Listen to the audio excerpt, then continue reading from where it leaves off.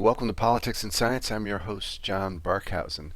This week, we're having, again, Ray Peat, physiologist and science historian from Eugene, Oregon. We're going to be talking about the unfolding coronavirus crisis here in the United States and around the world. And this was recorded on March 31st, 2020. It's not intended as medical advice, just an independent analysis of the situation. Also, the following show presents the viewpoints of its producers and participants and does not necessarily represent the viewpoints of any other person or organization. Here we go. Once again, I'm really happy to have Dr. Raymond Peat on my show, Politics and Science. And Ray has a PhD from the University of Oregon, and he specialized in physiology. And you also worked in hormones, is that correct, Ray? Right. Yeah. Age-related reproductive hormones. Mm. And we've been having a conversation the past few weeks about the ongoing coronavirus, so-called pandemic, swept the globe and is scaring everybody, especially in the United States, where the news reporting is particularly sensational. Do you watch mainstream news, Ray? I don't usually, but I've been checking it out lately. It's just plain scary. Talking about bodies piling up in the backs of trucks in New York City, and it sounds horrendous. But today we're going to talk about the actual data about this disease, and we've been tracking it over the last couple weeks. They've been predicting, huge numbers of mortalities. And do you see that yet, Ray? No, I haven't seen any numbers that convince me that anything is unusual is happening according to the virus mortality. Can I ask you, where do you go for data? Google mostly, and somewhat on PubMed. When something on Google isn't available, I often find backup material on PubMed. And so, where are we in the figures of? Maybe first give us what a normal flu year would bring again, and where we are now. A little over a year ago, the CDC announced that the 2017 to 18 flu year had killed at least 80,000 people, but then several months later they revised it down to a little over 60,000, which it's interesting because it shows how wildly approximate their estimates of the deaths are. But they say that the average has been a little over 40,000 for the last 10 years or so. I just saw an article on HuffPost from 2014 by, I think, Lawrence Solomon was his name, quoting CDC people in 2004 saying that they had contact from the vaccine industry worrying about their weak sales, that they had decided to rouse the public by convincing them that something dangerous was happening, that they should get vaccinated. That follows long after the 1976 swine flu fiasco, where they supposedly had a pandemic, but only one person died in the U.S. But in this program they started in 2004, it was to get media excitement going on the number of flu deaths. And so even though the verified actual immunological evidence from people dying of respiratory diseases and showing that there was an influenza virus or particular other viruses present, that showed very, very few documented cases of flu just because they weren't doing many tests. But despite that, the national statistics based on death certificates showed several hundred people recorded as dying of influenza. But with those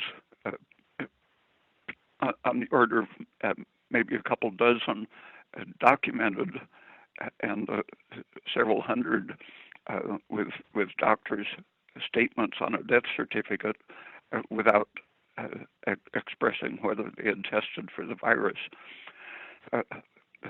With those very small numbers, they didn't have a good case for mass vaccinations. So they started including pneumonia deaths with influenza. So they called it influenza-like diseases, and that's how they managed to get up in the tens of thousands of deaths every flu season. So they started including a broader category of illnesses and put it under the heading of flu.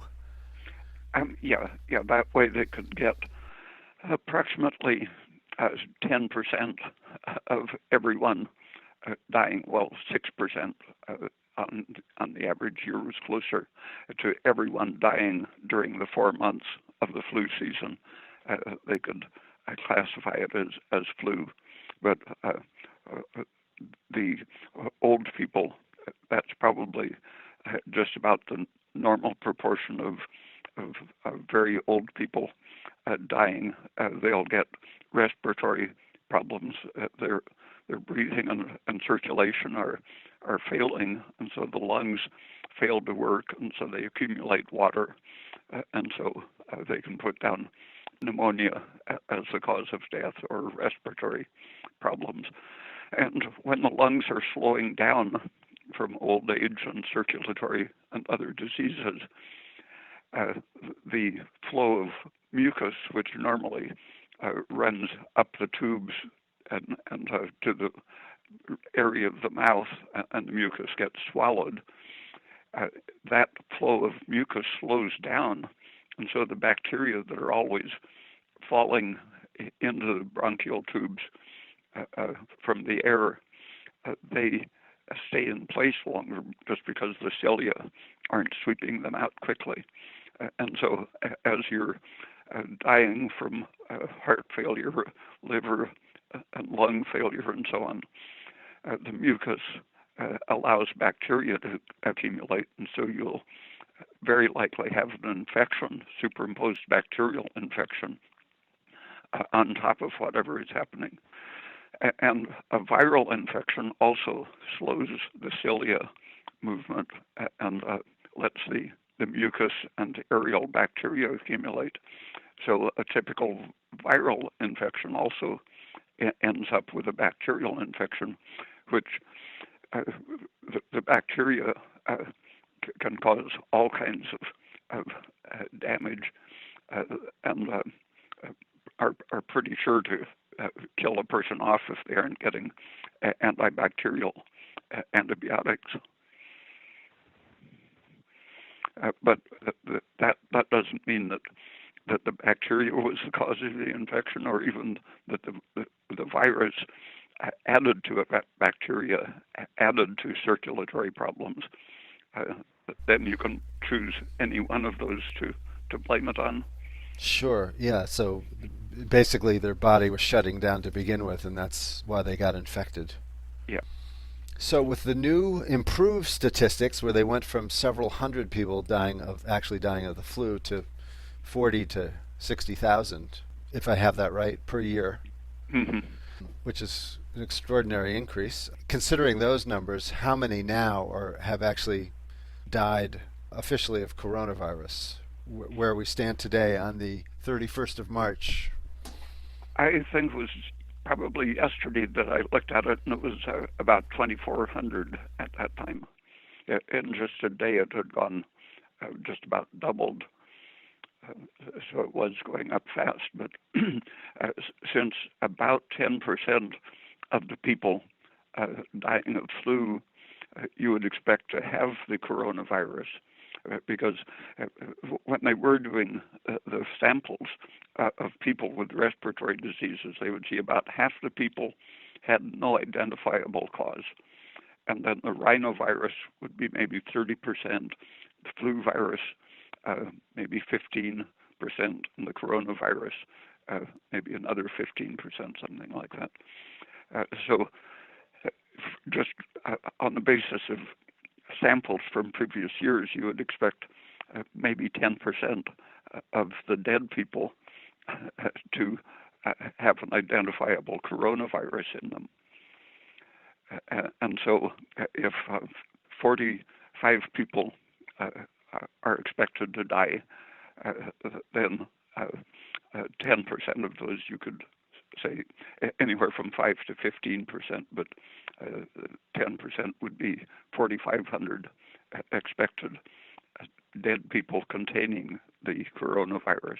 Not that it killed them, but that it was identifiably present as they were sick with respiratory disease.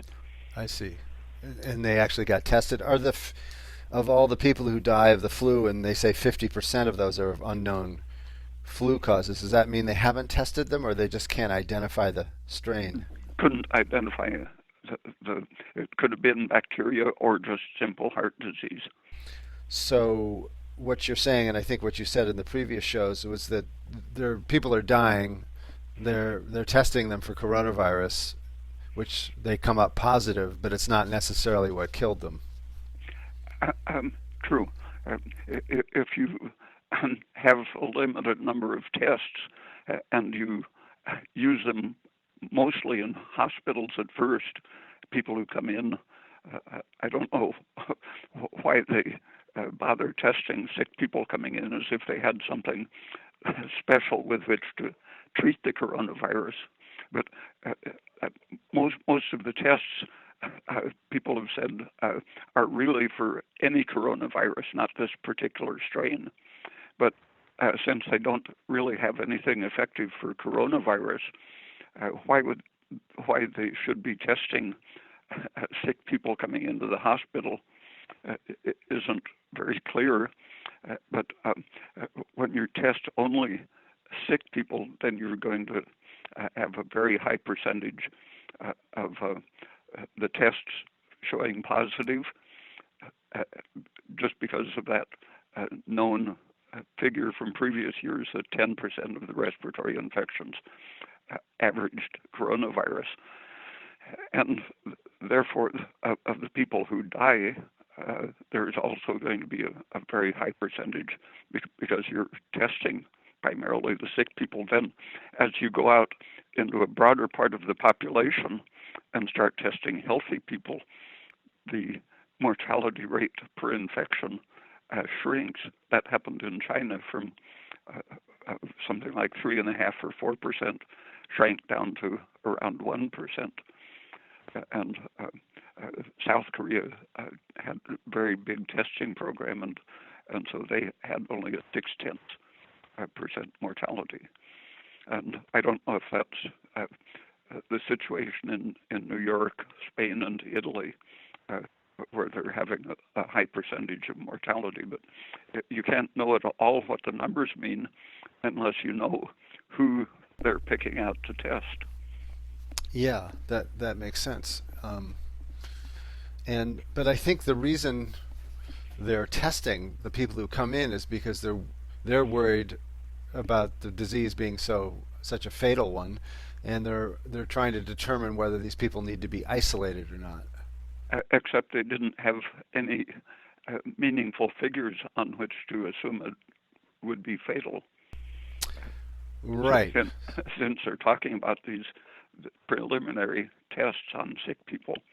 I see. But it seems we're operating on the assumption of that it is fatal right out of the box because of what Go ahead. It looks very much as if they were inclined towards that presumption by the fact that the World Economic Forum and the Gates Foundation and Johns Hopkins University organized this pretend pandemic in October of last year. What to do, how to prepare the government and hospitals to respond if a deadly coronavirus were imported and threatened to kill tens of millions of people. So they had this in everyone's consciousness. They invited people who were in influential positions politically and economically around the world and had them run through this program in October of last year. So everyone had this implanted fear. And so at the first meaningless numbers, that I think inclined people to jump to the fear that this was that imaginary virus that they had proposed could be imported from South America. So basically, they had a dry run for this back in October. And maybe you could explain to me what the Gates Foundation, what is its relationship to the World Health Organization, which I thought was a multi, country, basically all the countries in the world where they get together and decide mutually on how to approach health issues.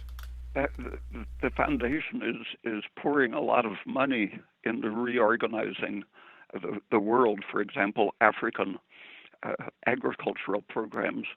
I read that I think it was compared to the United Kingdom donations to that United Nations fund, the Gates Foundation was giving 14 times as much money as the whole United Kingdom. And so they're pouring money into changing the economy, focusing on Africa, privatizing the economy, the economics, farming and such, and the healthcare system. So they're not just pouring money into the WHO. You're talking about actually pouring money into specific countries in Africa? Yeah. Okay. And so their vision of what should happen in the world, they were also, I've heard that at the last meeting of the World Economic Forum, there was also a discussion of this program, what to do in response to a pandemic. Oh, they discussed that at Davos. That's what I've heard, as well as the same people at this New York dry run. Mm-hmm. I did read something about the WHO never used to take money from private persons or organizations before, but now they are. I guess as just a few years ago they started accepting money, and I think they've increased their budget or their income anyway, or revenue, because they're supposed to be nonprofit, by a large percentage. But I don't know what that is. Do you know that? I read that, but I forgot the numbers. Yeah. Anyway, so they're now open to private funding, and does that mean that basically they're open to funding from the pharmaceuticals as well as NGOs? Yeah. I think the pharmaceuticals are probably the biggest source of money. And do you have any specific worries about that? Yeah. The drug companies would be happy if everyone took a flu vaccine, but the trouble is, the flu vaccines contain multiple antigens besides influenza, or if they get a coronavirus antigen, they contain adjuvants and junk antigens, such as what they grew the virus in, the cells they were using in their culture process. So it's a very complex and highly inflammatory material that they use just to promote the immune reaction for whatever the vaccine is. And the trouble is that the viruses mutate so quickly. After 1 or 2 or 3 years, they are very likely to have disappeared and might never come back. But it takes a year and a half or 2 typically to make a vaccine. And in 1975 and 76, the CDC's man in charge of overseeing flu vaccines kept telling his bosses that it was futile to try to get a vaccine in time to catch these rapidly mutating viruses. And they ignored him and went on with the program. And finally, he went on television and got fired for it. But he exposed the basically fraudulent idea that you could have an effective, not only effective but harmless flu virus. He was emphasizing the uselessness of it, but there's also the harmfulness of it. The potential damage. Where only one person died of documented swine flu, supposedly, was about 300 deaths were reported to the government, and thousands of paralysis cases were reported following the flu virus or vaccine injection. Yeah, so the flu shot that everybody gets every year. I mean, I know a lot of people who just go get it as a matter of course, and they recommend it for older people now because you're more at risk if you're old for the flu. That's considered a vaccine, is it? I looked at the annual. I think it was the flu deaths per year. And there were dips, of course, occasionally in 2004, 2012, and I think 2016. There were noticeable decreases from the previous year. And I looked at the vaccine supply, and I saw that there was a big shortage of vaccine in 2004. And the biggest surge of vaccine production and distribution was preceding the 2017 to 2018 flu season, and that was the season that they first estimated 80,000 deaths from. So it was interesting to see the historic peak in sending vaccines around the country and the number of people dying, even though they revised it down a little bit. Still, the correlation between more vaccine and more deaths. Now, that's interesting. Is there any way to judge the efficacy of a flu shot? I mean, does anybody try to do that? They were supposed to test it first right. On animals, which now they're trying to bypass the process, but they aim to get an antibody produced in first the animals and then in the people. They test it and validate that they're producing specific antibodies. And the trouble is that the antibodies they have some generality and overlap, but they are fairly specific for a particular strain. So they're not much good for the next strain that comes in around the time that the flu vaccine becomes available. And the real part of the immune system, which it's really prior to the vaccines and is, I think, a more important part of the immune system is the so-called innate immune system. But it has been known for at least 20 or 30 years to be trainable or educable the same way the adaptive antibody system is. So the fundamental whole body processes that catch viruses in many ways and reduce the harm they do. This just isn't attended to because the vaccine companies can demonstrate that they're producing antibodies, but they can't really clearly show what's happening in the innate system because it involves changes in the whole body. Starting with, for example, the surfactant protein in the air sacs of the lungs, and the nature of the composition of the mucus and the surface of the cells, and that applies to the nose and the intestine as well. And the coronavirus, when they've looked for where in the body it ends up, it seems to be equally distributed between the small intestine and the lungs and bronchial So it tubes. really gets pretty dispersed, and those are all Yeah.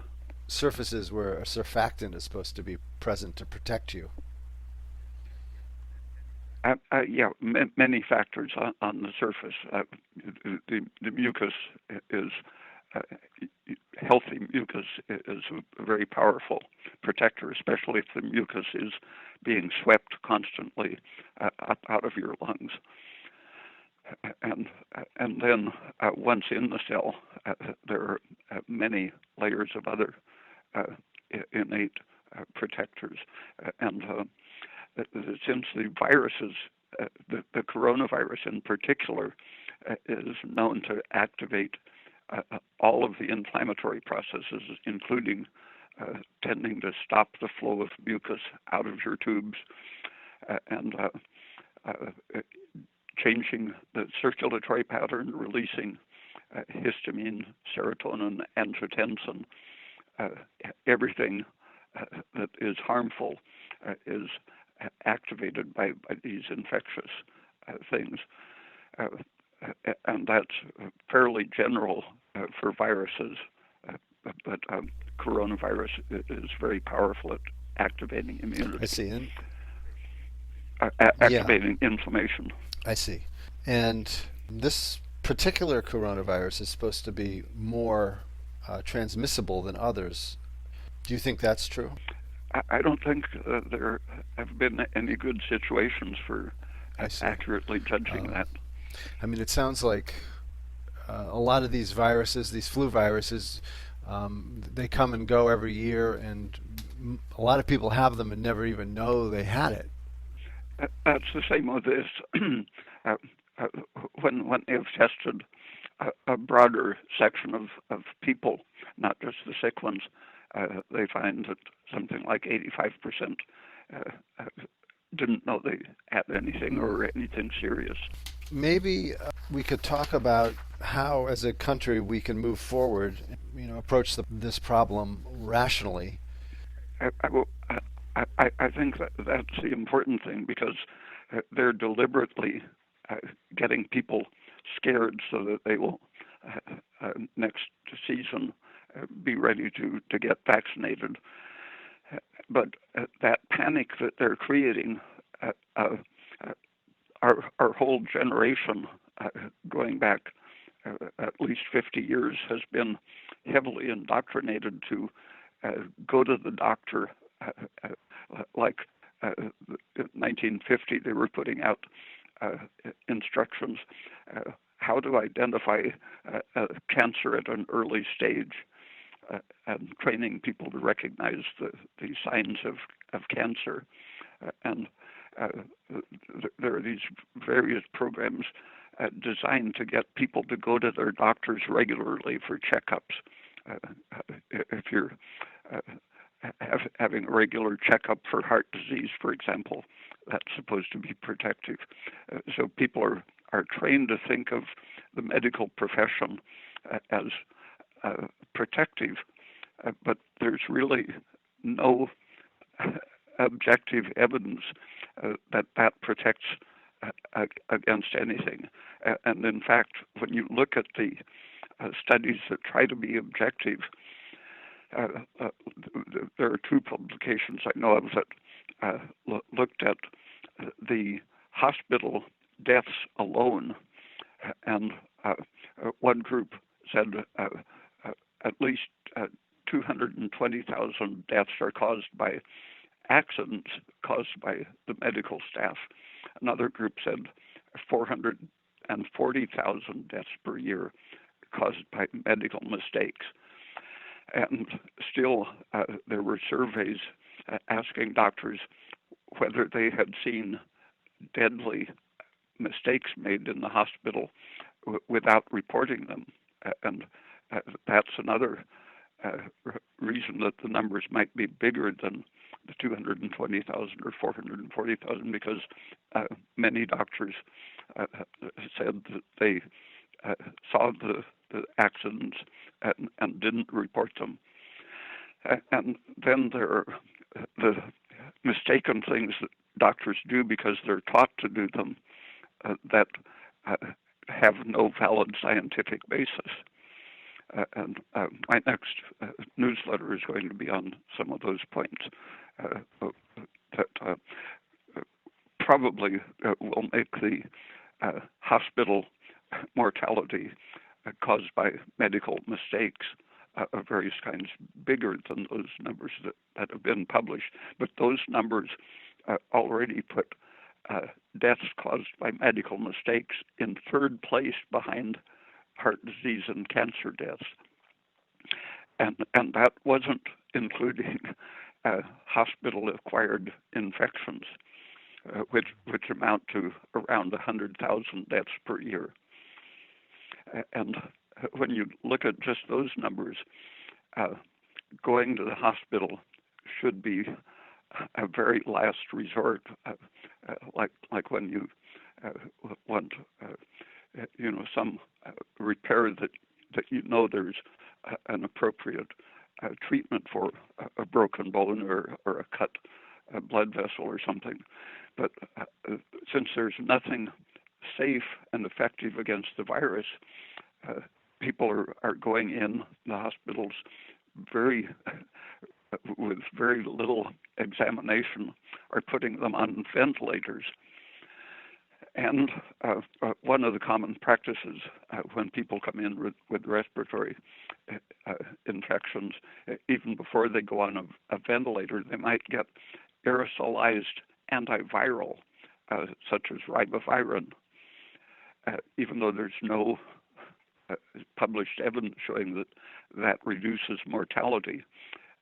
Since they know it works in vitro, it'll reduce the virus in cells in a culture dish, but there's no proven evidence that it protects the person against the virus in the living state. That's still a common practice in hospitals, that or several other viruses. And these viruses or hydroxyquinoline. Is this antivirals, you mean? Yeah. So-called, yeah. They're classified. Hydroxyquinoline is classified as an anti-malarial and anti-inflammatory for rheumatoid arthritis and such. But these, the nucleoside analogs or nucleotide analogs, or the hydroxyquinoline categories, these are all recognized as hazardous, mutagenic, possibly carcinogenic drugs. They damage the RNA or DNA of the virus, but they also damage the human DNA and RNA. And so they're known to be very toxic. And if they are figuring that the person is beyond reproductive age, then they minimize the effects of mutating their DNA. But especially in people who might still reproduce, it's not good to give them mutagens. And the ventilation itself, if they have to stick a tube down your windpipe, that tends to activate inflammation just by the mechanical damage it does. And they are typically using 40 to 60% oxygen supplements. Sometimes it's just air, but if you speed the respiration with just ordinary air, and especially if you double or triple the amount of oxygen in the air, you're necessarily going to reduce the amount of carbon dioxide in their lungs and bloodstream in general.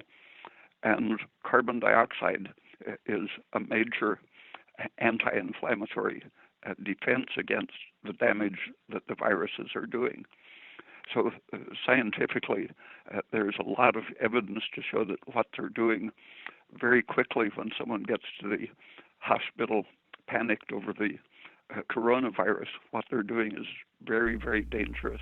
And you would assume that it's increasing the speed of death. Not what they're intending to do, but possibly what's happening. They're telling us not to go to the hospital unless you're extremely sick, so you're... That's the best advice they're giving. Yeah, that's very good advice, turns out.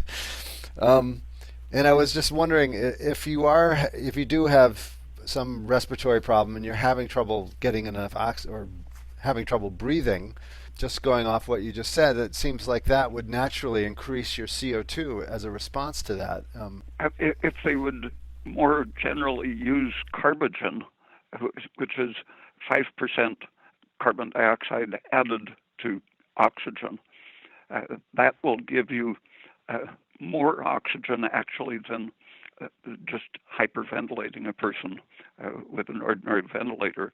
The carbon dioxide is anti-inflammatory and has many pro-respiratory effects. It helps to deliver the oxygen into, moving it from the blood into the energy-producing cells, and it opens up capillaries that have been constricted by such things as angiotensin produced by infections. So if you wanted to instruct somebody how to do it, you'd say, if you had to do the ventilator, you'd do, or a breathing tent probably is less invasive than a ventilator. Would it be 35% oxygen and 5% CO2, or what would you suggest? Oh, with 30%, I think even 1% CO2 would be a big help. Okay. And then it would not be so dangerous, you think? Yeah. All right. That's good to know. And are you isolating at home, Ray, or are you going out? Oh, I pretty much always stay at home. Just go out to buy milk and gasoline. Yeah. Well, it's kind of the same here. We haven't noticed too much difference, except I did notice going to the grocery store, which I did yesterday. People actually seem quite traumatized. A lot of people have masks on, and they look furtive, and nobody's stopping to chat, at least not for very long. I think infected people, it's good if they wear masks when they go out in public, but I don't think masks are helping people who are not infected, because if it's floating in submicroscopic particles, they'll get around the mask. I was wondering, do masks increase your CO2 levels? I feel like it's like breathing into a bag. Not very much. Oh, they don't? The carbon dioxide doesn't stay in place. Oh, I see. So breathing into a bag is much more effective than yeah, because you're just recirculating it over and over again. Mm-hmm. That brings me to the subject of anti-inflammatories. On our radio station here, we carry a show that I think is carried on a lot of community radio stations. It's called Time of Useful Consciousness Radio with Mariah Gallardin. And in my opinion, it's usually an excellent show. This last week, she carried an English doctor named, I think his name was John Campbell. And most of his show was talking about how important isolation is. But he concluded the show by saying that there's a reason that we get a fever, and it's important, especially with coronavirus. And he quoted some French medical ministers as confirmation of this, that with the fever of coronavirus, it can cause a lot of negative complications if you use anti-inflammatories of any kind, non-steroidal and steroidal. And I was wondering what your opinion about that is. I saw that, but I also saw his video on vitamin D. The vitamin D talk is very good. And what vitamin D is doing is profoundly anti-inflammatory. But he recommends vitamin D. And vitamin D and aspirin and vitamin B1 and progesterone, their benefit is in this situation largely by lowering the angiotensin receptor, a very central basic thing in anti-inflammatory protection. So vitamin D is one of our central anti-inflammatory things, and very protective against all kinds of viral infections and other infections as well. I would be curious to know if the coronavirus has a hard time surviving in humans in sunny places, then, where there's more vitamin D. I think that would be, the trouble with that correlation is that, for example, in the Islamic countries, women in particular cover up. And I've had friends in Mexico who, even though it's high altitude and very sunny, they had very low vitamin D levels because they don't want to get over suntanned. And so women in particular go out in the sun with parasols or hats and long sleeves. And so surprisingly, living in a very sunny climate, a lot of people, especially women, are deficient in vitamin D. Yeah, good point. And going back to John Campbell's talk about fever being important and not getting in the way of the fever's work to kill off the coronavirus, do you feel like aspirin would interfere with the fever, or what's your feeling about fever in general? Aspirin can often increase your thyroid function and cell respiration so much that it doesn't affect your fever, but it can lower the need for a fever since angiotensin overproduction is a basic harm factor of any infection that you have. You're stopping the mechanism of the harm, and that is what is lowering the fever. It isn't just mechanically turning off heat production. It actually increases oxidative metabolism and at least temporarily will increase thyroid function. So it's when it reduces the fever, I think it's most often because it's remedying the thing that is causing the fever. So the fever basically hinges on the inflammation. If aspirin lowers the inflammation, then the fever is no longer necessary. And it happens to be an antiviral agent in itself. It's been tested against 4 or 5 major viruses, all of which I think it ranks up with the toxic chemicals that they sell for the purpose of killing viruses, but it happens that just as a side effect, aspirin itself interferes with the reproduction of viruses. Yeah, well, why use something cheap like aspirin when you can use something actually that's exciting and dangerous? The idea of something really strong to kill the pathogen and virus, aspirin, even though there's evidence that it is very effective at stopping viruses, they don't think of it as a deadly toxic agent. Same with cancer.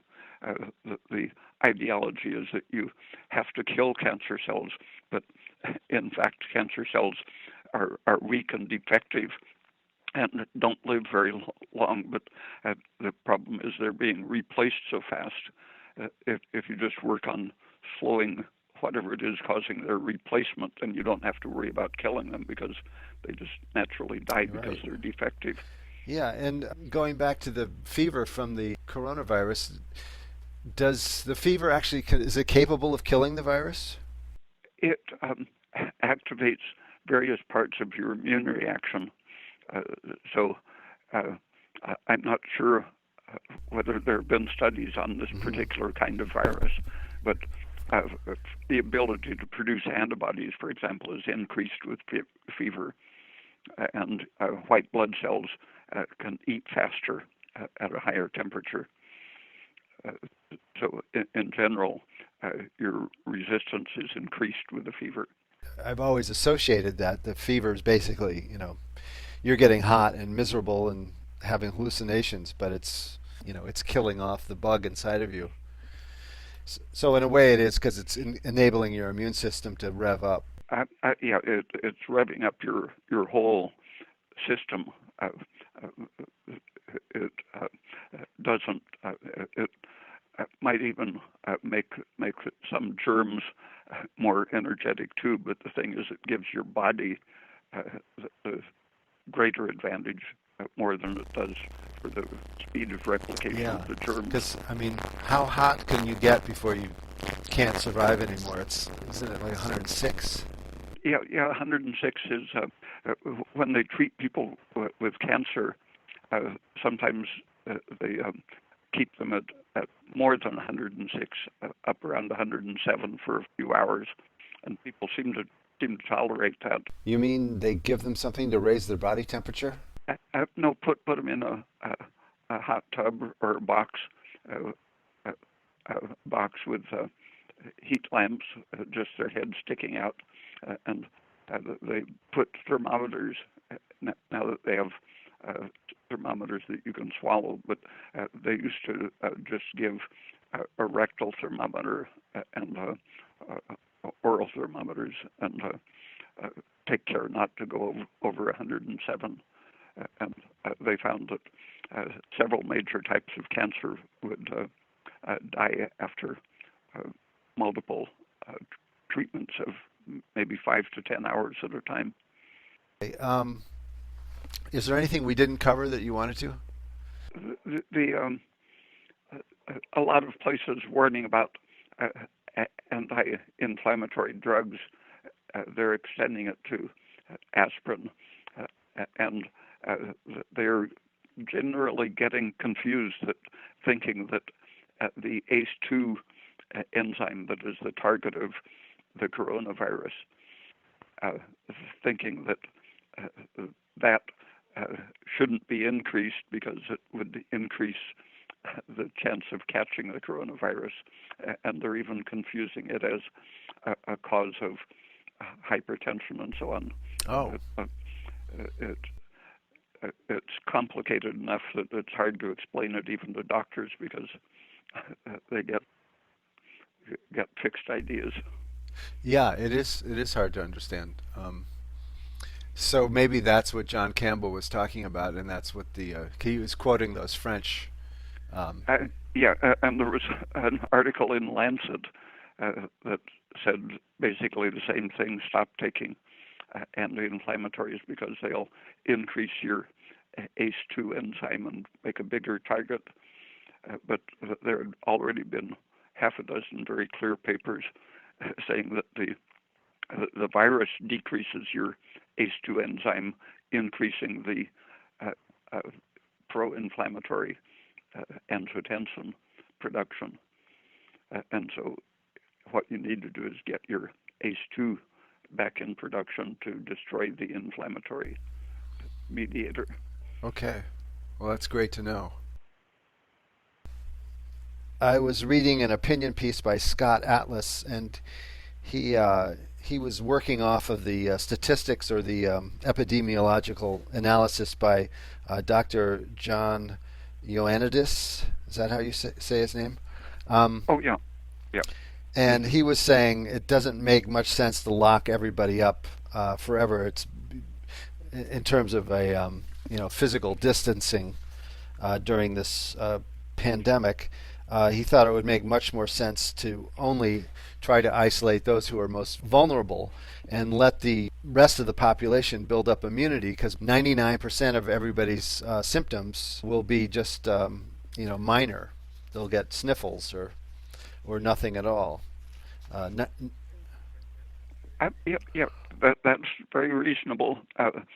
Sweden has basically done nothing resembling the United States program.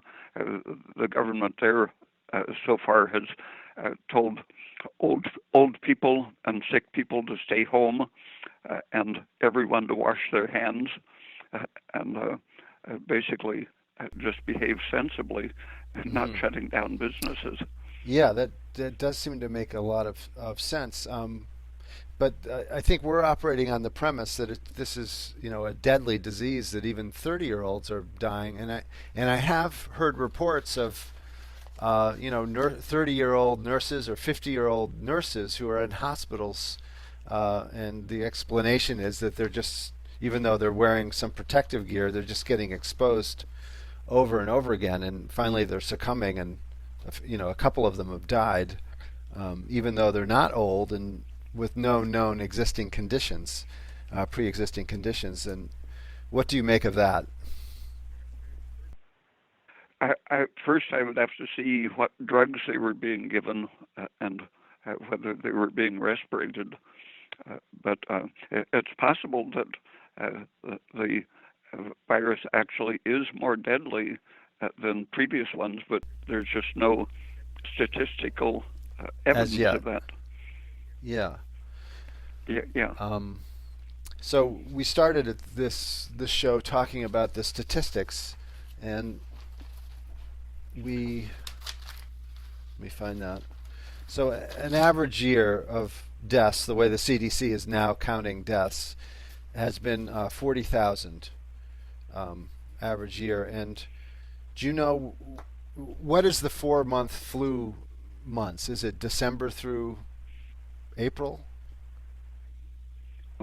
I, I, That's 5 months, but well, it really starts halfway through November and usually ends in March, but it's yeah, variable every year, slightly different. December, January, February, and March are the most uh, uh, historically have the most respiratory infections, but with small, very small, relatively sicknesses, even starting in November and October, and going through April, and tailing off very faintly in and do June. you know what the current total is for flu deaths in the United States for this season?